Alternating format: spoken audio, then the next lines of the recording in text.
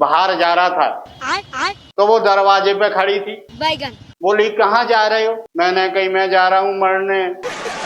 बोला ठीक है चले जाओ, जब गुस्सा शांति हो जाए ना तो जब वापिस आओ उधर से तो 5 किलो आलू बाजार से ले आना।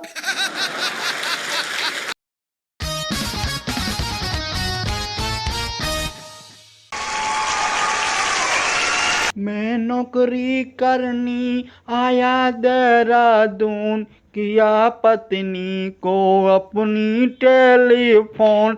तुम्हारी याद सताती है, तुम्हारी याद सताती है, तुझे मेरी याद न आती है।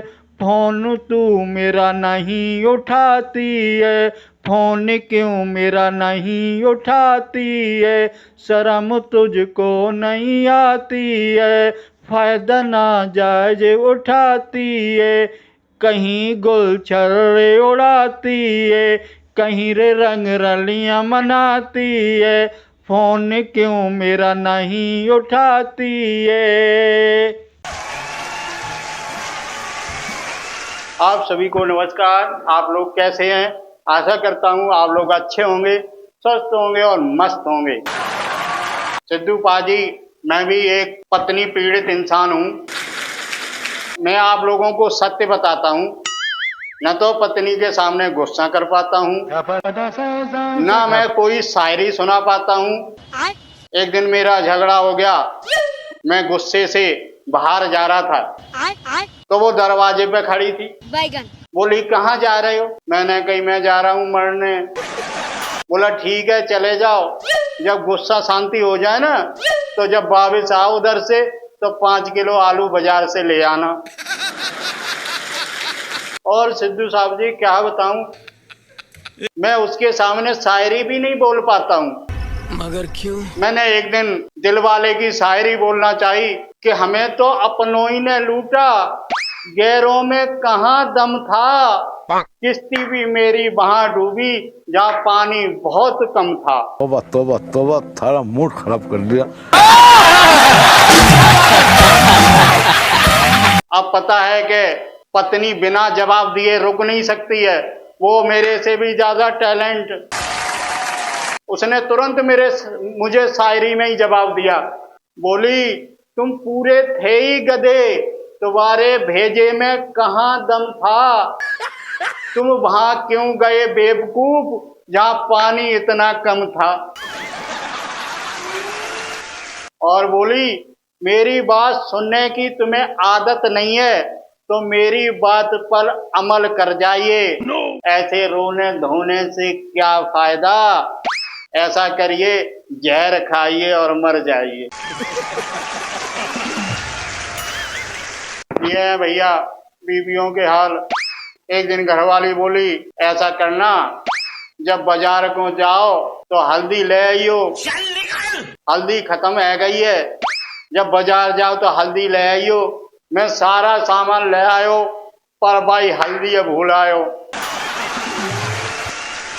अब उसने आते ही यही क्वेश्चन कर दिया, बोला हल्दी खत्म है गई थी, का हल्दी को ले आयो। बाबू मेरे को माफ कर दो। मैंने कही भाग्यमान सब सौदा ले आयो पर जल्दी जल्दी में हल्दी भूल आयो।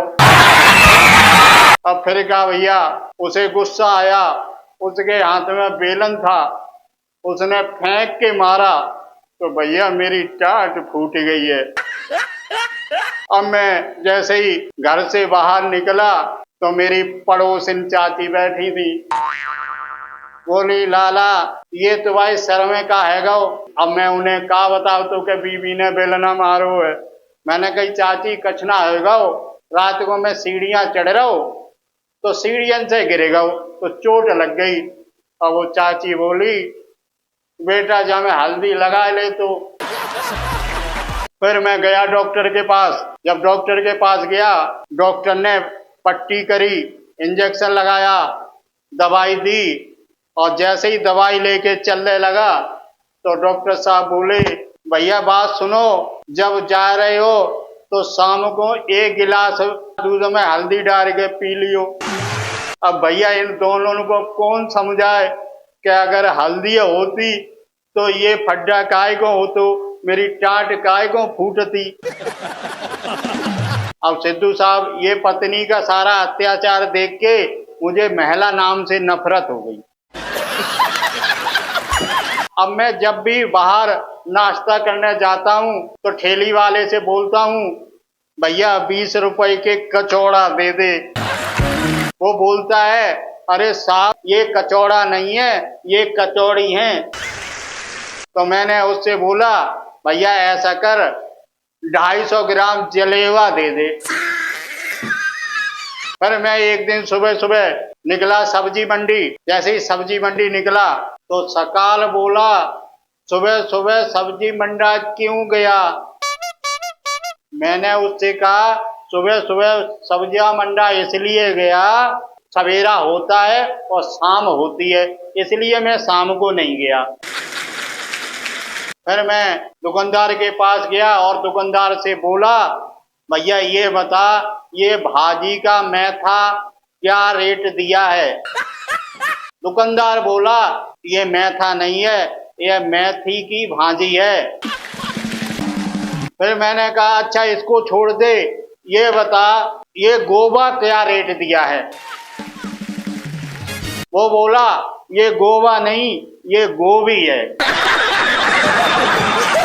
फिर मैंने उससे कहा, अच्छा ऐसा कर, ये भी छोड़ दे, तू 2 किलो भिंडा तौल दे।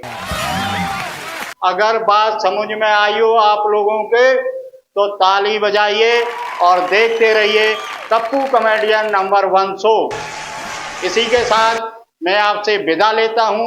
नेक्स्ट वीडियो में आपसे फिर मिलेंगे, तब तक के लिए हमें अनुमति प्रदान करें। जय हिंद। फिर मिलेंगे।